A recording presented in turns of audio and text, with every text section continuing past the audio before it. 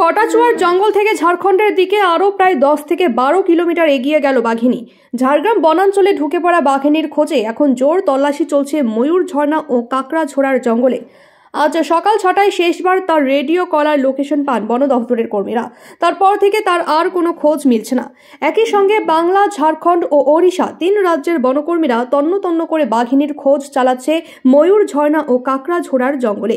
Radio কলার, tracker, antenna নিয়ে 6টি team জঙ্গলে তল্লাশি চালাচ্ছে। পাশাপাশি এলাকায় চলছে সতর্কতা ঘোষণা। জঙ্গল পথে যাতায়াতের ক্ষেত্রে গ্রামবাসীদের বিশেষ সতর্ক থাকার নির্দেশ দেওয়া হয়েছে।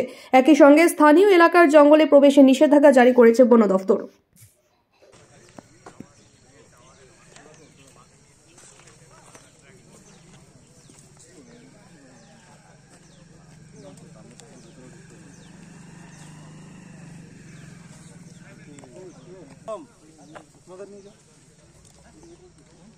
নিয়ে যাও